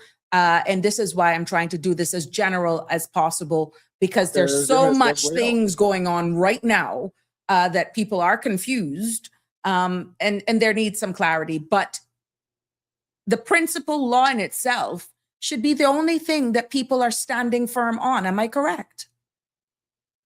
You see, the principal law was passed, and that's the one that we should stand on. Now, they said they were going to do regulations. I believe the regulations have also been done. I mean, there are also these issues about what is in the regulations and what is in the act and all that. I mean, look, this wasn't properly done. These are some of the things I identified when I was in government about things which needed to be corrected, how they are done, so that things like this don't occur. But of course, people didn't want to hear what I was saying. Okay. But otherwise, let me leave you there. Hold on. We got two things from Harry before you go, because I got to return back that call. Harry is saying, before you go, caller, please can you give a brief summary on your opinion on the UK Supreme Court ruling on R. Miller versus the Prime Minister in 2019, or more commonly known as the propagation case? Sorry, it's a very different topic, but I'm really curious because I keep hearing a bunch of different opinions on whether they have the power to do what they did. Well, I'm not quite familiar with that particular issue. What was it about? That's all Harry gave us. So what we'll have to do, I'll copy and paste this and I'll send this to you, and maybe on another time you can another time. You can weigh in on it. Look at it and so on. Yeah, but thank you so much. Okay, no problem. Always good to call and have a chat with you and Yes, your sir. audience. Thank you. Appreciate it. Have a good evening. Bye-bye. Yes. We're going to get, we got to call back that caller, and then we're going to, I'm going to share that with them. So 1 second. We're going to call back that caller. There we go. Let's call this caller back. There we go. I see we got all of our, I was putting some pictures up there in regards to our content creators in Bloom. Hello? Nope. There we go. Well, caller, please call back, and we'd be more than happy to take your call. So, yeah, I know we're playing catch up here this evening. Damian Henry is in the house. Thank you so much. And I put this up when that last caller. Yes, we're doing this at 6:30, almost in reverse today, but that's how we do it here on our summer edition open mic segment here on Sabrina Speaks. He says, "Good evening, all. You learn a lot about someone by what they choose to do when no one is watching. True character isn't revealed by public actions, but by the choices made in private when there is no applause, no recognition, and no one to hold them accountable. It is in these quiet moments that persons values integrity and authenticity and shines through." Damien, thank you so much for that. Miss Barbara G is also with us as well. And Miss Dorothy, I know a lot of you were here with us from the beginning. Thank you so much. Thank you so much for joining us. And I'm hoping that you were able to enjoy that pirogue, not rogue. Okay, yeah, autocorrect. Thank you. But he's going to look at that to Harry and get back to you. Of course, we got our beautiful flowers of the day. Thanks from Dawn of Green Valley Nursery out there in Lower Valley. She is sharing with us these beauties for today. And that's Green Valley Nursery, open from 7 until 4, Monday to Saturday. Dawn, you can go out there and she can help you. Some of these beauties, I'm quite sure she'd be more than happy to sell them to you. Yep. So, and guess what? Connie is sharing with us her photos of the day. The other image that you sent, Connie, I couldn't share that because that was an emoji or something like that.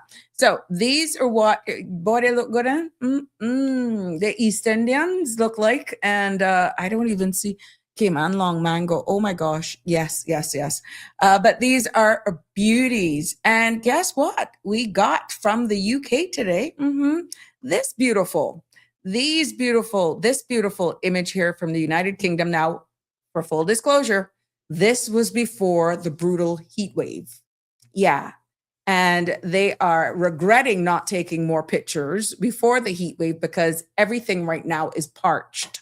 So thank you for capturing these images for us. Thank you for sharing them with us as well. We appreciate that very, very much. And like anywhere you are in the world, if you want to share with us here on the Sabrina Speaks platform, we're more than happy to definitely get you featured here. And we appreciate all of these beautiful images. So, hello, my dear. You're live. I'm calling you back, my dear. I see them, Miss Indian, tell her, sell me some. Oh, you see them? Yes, they look delicious, don't they?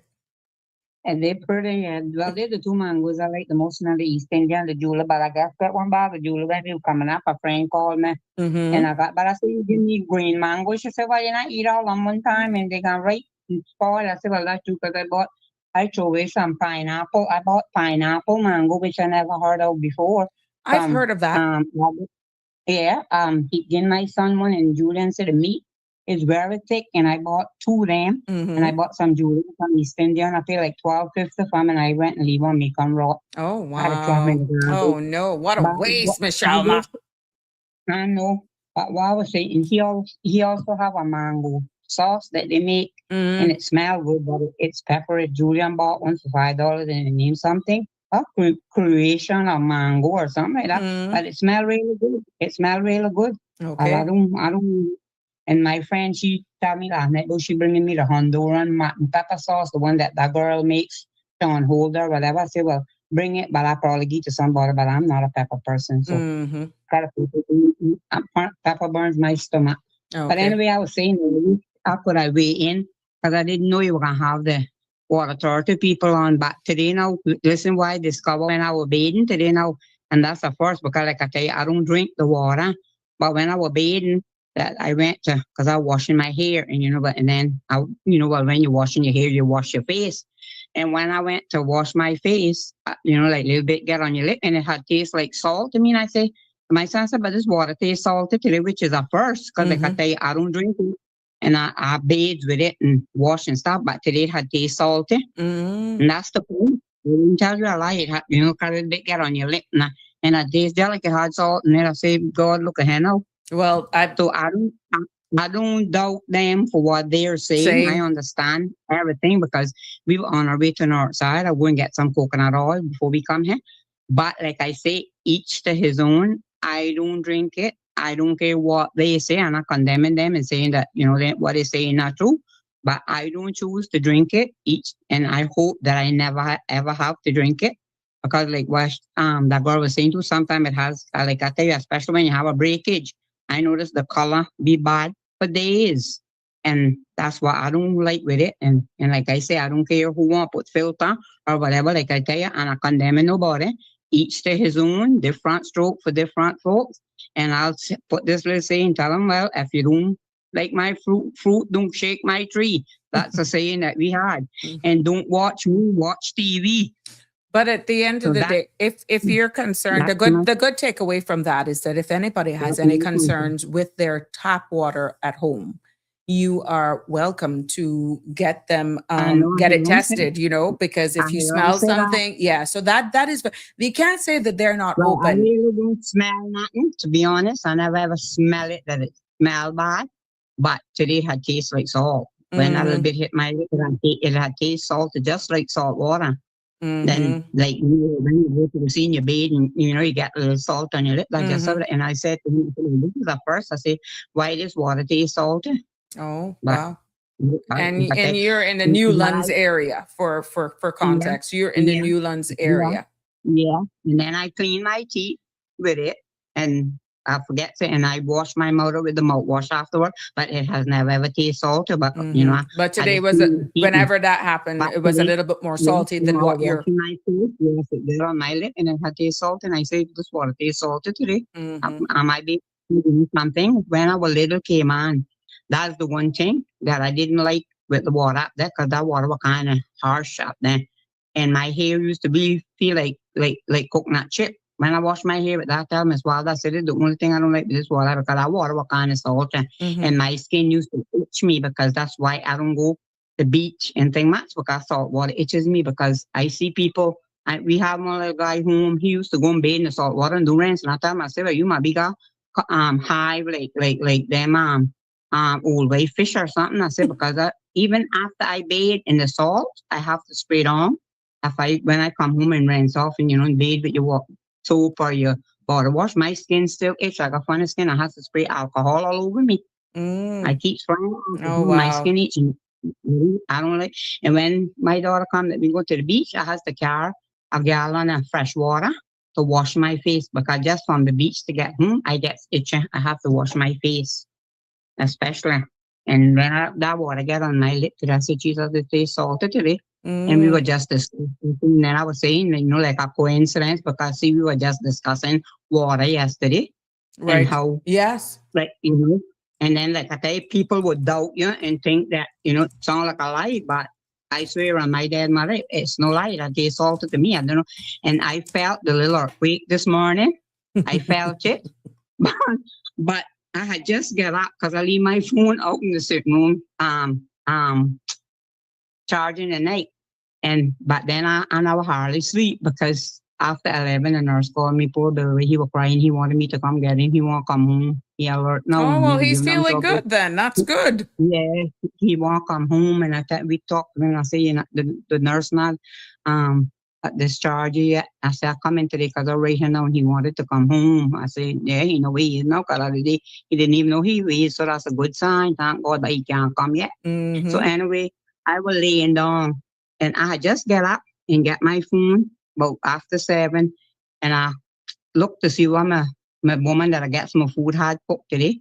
I put in my order before they had sell out, And I went and I lay back down, and I went to become my leg hurting, and I was laying down in the bed, and I told him, I said, I wasn't sure till when I see come up on my, but I said, I know about wrong after 8, when I felt that. And I was laying right down on my back, not moving. And all of a sudden, it wasn't, I wouldn't tell a lie, because I felt heavier earthquake, not in Jamaica.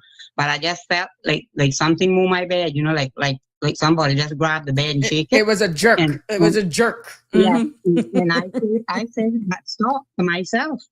Then it went, but then it come the second time. And it, and I said, my God, but this bed is moving. I said, I wonder if it's an earthquake, just like that to myself. And sure enough, to get up in here. And then my friend told me she was sitting in her chair, Crew Road, and she felt the two little, you know, like the chair were rocking a little bit.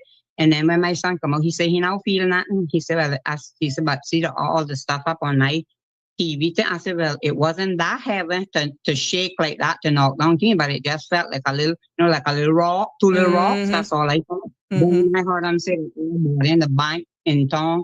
I didn't know what it was. And I thought it was off in town, but they said it was off Borden town after I saw my room. Yes. And they said it was 4.5. And it happened 8:42 this morning. Yes. Like that. And then they say everybody from the CNB Bank in town run out, and that girl told me all her daughter work bricked in. They said that their building shake, and they said that the people of Pedro Castle feel it. I say, oh my God, here again. But you would understand the people of Pedro Castle would feeling it, because it was right off out in that vicinity, based on the image that I have here, 27 miles southeast of Borden town. I wonder if anybody felt it, but then when I hear about this big old one that they had in Japan, with China, Japan, that all these people, that was a 7 point something. I said, oh my God, here you again. Yeah, but I felt my bed move 2 little times. I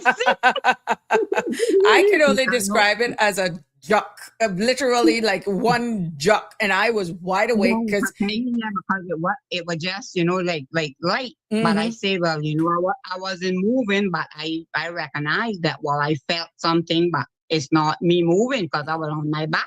I never moved. And then, well, it gave a little shake, and then it stopped. But then a second one come, and then when I realized, I said to myself, oh my God, I wonder if it's a earthquake. And sure enough, I was. That's why I felt 2 little whatever somebody is. And I said, Jesus.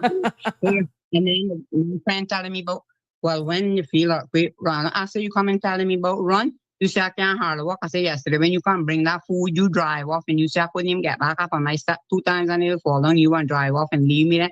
My son went inside sleeping, and I didn't hand the phone. I said, you talking about run, but they say the best spot to get in an earthquake is in a threshold, like a threshold of a, you know, the door threshold, and don't, and I say about run out, suppose the earth open up and suck in. They say get into a threshold, and normally that's the safest place. I don't know if it's true, but that's what I heard. But people do run out of buildings and stuff, and then sometimes the earth. Oh, not I remember that earthquake. The sinkholes. Yeah. Well, there's a lot of information on Cayman Prepared Hazard Management did deliver. We will be sharing the links. I've actually did a lot of posts. I've also shared posts. So is on the general CMR home channel page. And there's a lots of information there. I mean, we're not accustomed to earthquakes here in the Cayman Islands, but we are in the zone for it. And something like that you can't even forecast, like how you can prepare for a hurricane. So I think we really need to pay more attention, because if you got these different apps, you can watch it. You can watch what's happening in and around the region.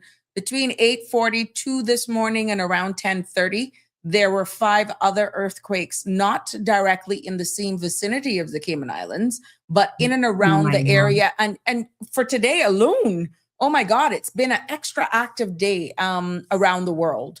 I was awoken this morning by an alert that I got on my phone with the Japan one. And I was off from around 4 a.m. Weird enough. And then you kept seeing it coming up, not to inundate yourself, but when I got up like that and I was just not feeling right, I couldn't put my finger on it. But this is the second time this has happened.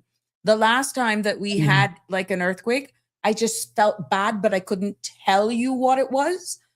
and then it happens. So today is the second time that we have had an earthquake here in Cayman that I can tell you before the actual event. It's just like I cannot explain how I'm feeling.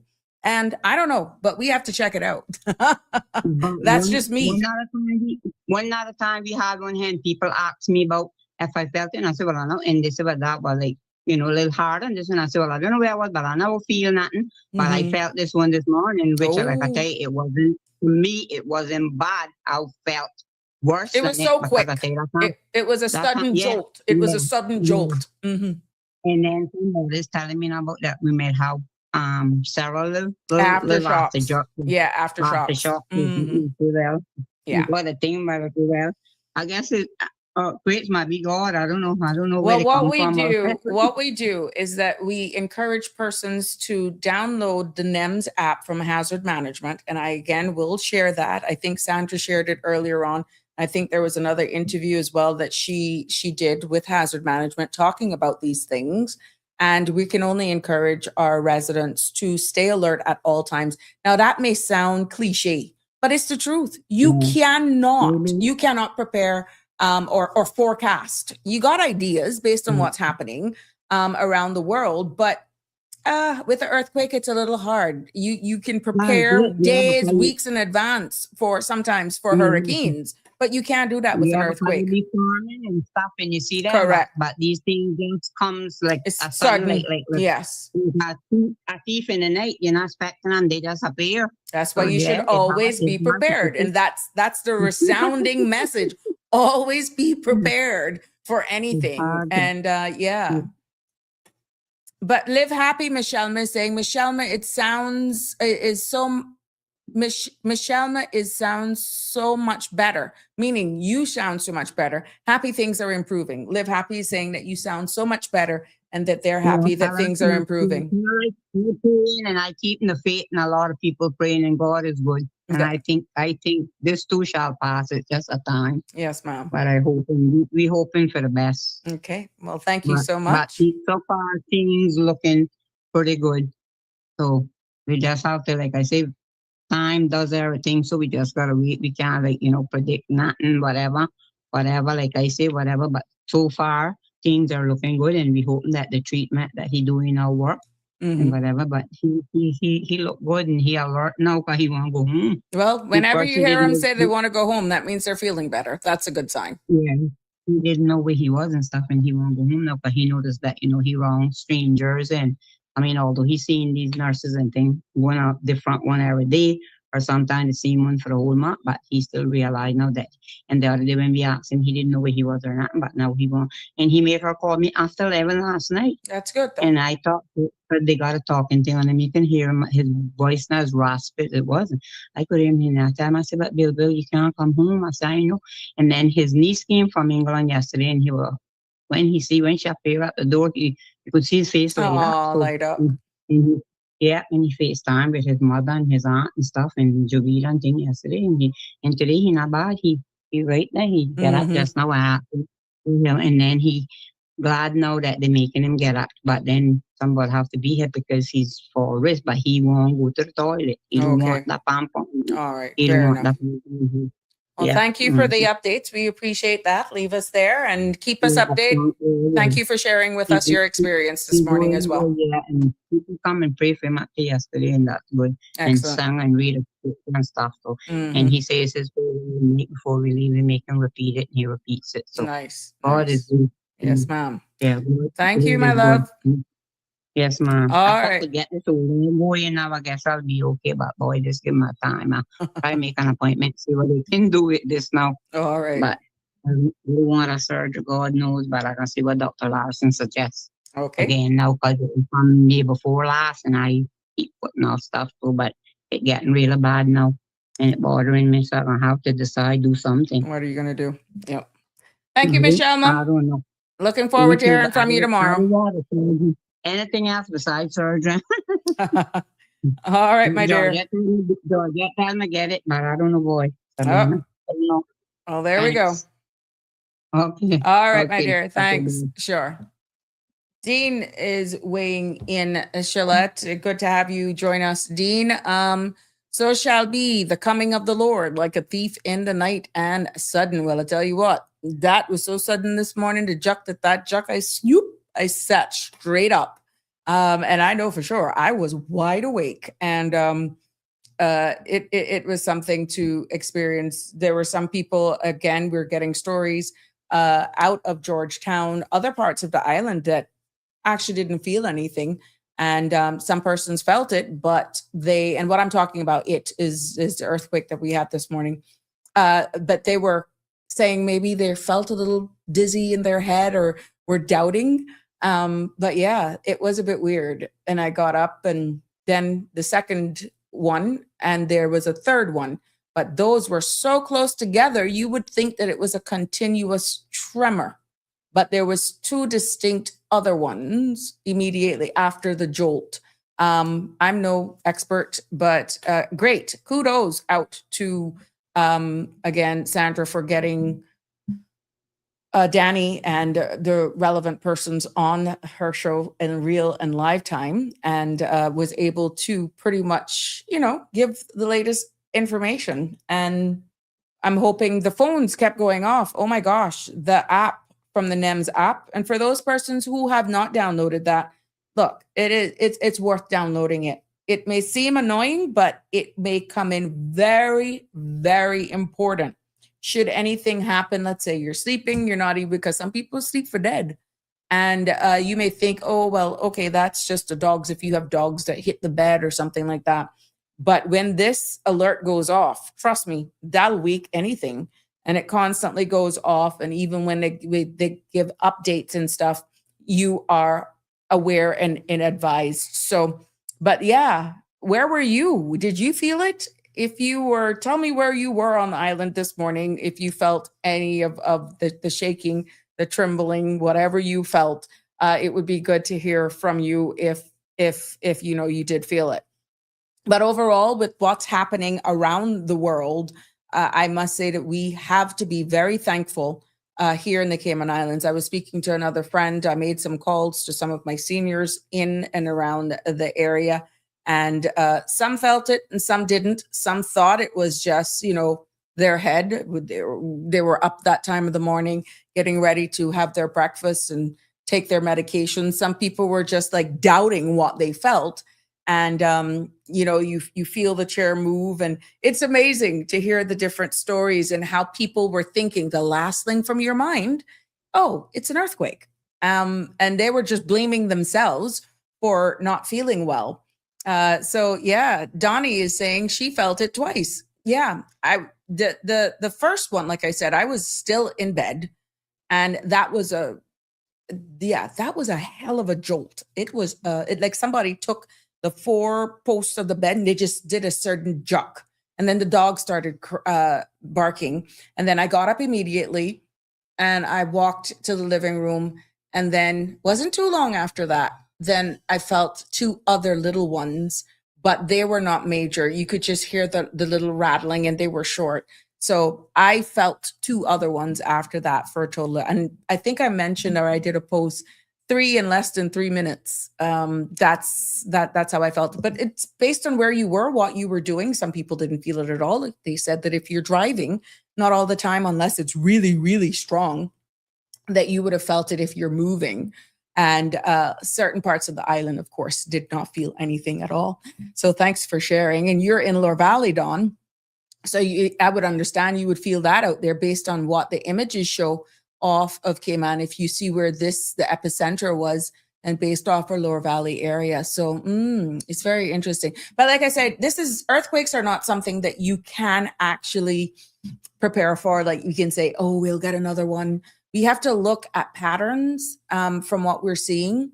And we have to, the seismologist and all of those persons who studied these things, and they're looking at the plates. We got the trench around us, our deep water, that unless it's really, really shallow, that's when you would really feel it a lot here. Now, this one is saying, based on the location this morning, was 6.2 miles in depth. That's how deep down it was. But of course, it was not long. And this is based on the data that is from here. But it will be good to hear somebody that talks about it. Of course, the more shallow it is, meaning to the surface, the more shaking we will get. If you're living close to the water, on the water, some areas based on the distance, you will get and feel that more vibration, like a wave action type feel. So yeah, Dawn, I know for sure that you would have felt it off there if you were, stationary in that area. And Stevenson saying, I was asleep. I didn't feel a thing in West Bay. Interesting. Couple of friends said that. What are you talking about? What are you sending me? They were out like a light. And yeah, a lot of people didn't feel it. And some were wide awake and still didn't feel it. But you know what? We still have so much to be thankful for here. In my thoughts and prayers, my heart go out to even those who are still trying their best to pick up the pieces in Venezuela. Some of those people are still not found their loved ones. And look at how long that has happened. And most recently in Japan. We're all over the world. It is summer. And right now information is still coming out of Japan with that 7.1 that hit them earlier on today, which would be earlier on in our morning. And I'm quite sure in the hours ahead and more pictures come out, we are going to hear a bit more. But from all accounts and purposes, there has been lots of activity around the world, as usually always, but it's just extra active recently. Is it because we are more aware? Is it we're more in tuned? We had one right now, according to this, 23 miles northwest of San Antonio, Puerto Rico. That was 5 minutes ago, and that was a 3.0. Yeah, and that was at 6:50. And then Puerto Rico, again, another 3.50 around 4:19 this afternoon. So that's within our vicinity. And look, at 4:05, there was another 3.4 near the coast of Nicaragua. Now, this is all in our area. And even though that was at 4:05, and then you got them all over. We got the Arkansas, they have been shaking as well. El Salvador at 254, that's 3.28. And yeah, so even the US right now has been actually having them. Arkansas has had a 3.70 and a 3.50. 1, 2, 3, 4 in Arkansas, one at 349, 352, and 354 today. This is in the US. So to tell you that it's not active is an understatement. And the one that happened most recently, that's 7 minutes ago, based on this app, was off Puerto Rico, and that was a 3.0. Yeah. So we can only just keep each other in our thoughts and prayers. Try to be prepared as much as you can and be alert. Listen to local services and your media. We know that lots of information are out there, reputable sources as well, that you can subscribe to and help yourself so that you're always being prepared. But don't inundate yourself with everything, because it could get a bit much for you to focus on. But that's funny that one right off Puerto Rico, not as strong, but it's still within our area, right? So the key is to always be aware, always be prepared. When you hear that, it may sound repetitive, but it's true. They are making a lot of sense. And always keep in touch and informed with your local media. So I want to thank all of you for joining us today. I want to thank our guests, the Ministry of Youth, Sports, Culture, and Heritage, for coming on and sharing with us about their upcoming camp that's about to take place. Please remember that spaces are limited, and that is from the 10th to the 16th. And for those of you, this is a free event. Willie Stewart, a percussionist and drummer, former Third World Band, he is there. He will be training all of these lucky children who are able to land themselves a spot and be a part of this free event that will be taking place at the Intergenerational Hub. And also kudos go out to, and huge appreciation go out to the staff of Water Authority who were here with us earlier on in the show. We want to thank them for coming on and giving us a sneak peek of what's behind the scene. I'm hoping that you were able to get a better understanding and be more assured that our top water is safe to consume, and they're explaining exactly what that testing could mean. Ms. Barbara had a comment that she made here. Ms. Barbara G, I'm in East End and fully water authority, she says. I have a filter on my fridge, but my tenants all use bottled water. I have tried to tell them that there is no reason to spend the extra money to no avail. And like what others people say, to each his own. But the good thing is, I'm just happy that Water Authority was able to come on and hopefully give some clarity to exactly what could have been out there. And Ms. Krista Powell, Ms. Marcella Ebanks, and Ms. Stoll, I want to thank them all for taking time out. And to Ms. Julia, the director, the lady in charge, thank you so much for answering that call and for allowing and availing your staff to come out here and educate the public. But it's been a pleasure bringing you another episode of Sabrina Speaks. Looking forward for Hump Day Wednesday to bring you another informative, exciting episode where the summer open mic edition continues here. And we will be covering whatever you want. Let's hope we're not jolted again. But whatever you want, the mic is yours. The information is yours. Gather your pictures, gather all of those information you want to share. We can talk about it. We can laugh. A lighter, what Connie says, a kinder, gentler world right here on Sabrina Speaks. Do have a good evening. Good night. God bless. From me to you, lots of love. See you tomorrow. Good night. That's a wrap for today's edition of Sabrina Speaks. Thank you for tuning in and for being part of the conversation. Remember, the dialogue doesn't stop here. Stay engaged, stay informed, and most importantly, stay empowered. We'll be back tomorrow at 5 p.m., same time, same place, right here on CMR TV and radio, where your voice matters and your truth is heard. Until then, Cayman, take care of yourself and each other. That's it for today's edition of Sabrina Speaks, where your voice matters, your story counts, and your truth is always welcome. Join us weekdays from 5 until 6:30 p.m. right here on CMR TV as we dive into the topics that matter most to you. Catch the show live or on demand at cmrtv.com. And don't forget to follow us on Facebook, YouTube, and Instagram so you never miss a moment. Until next time, stay informed, stay engaged, and always speak your truth.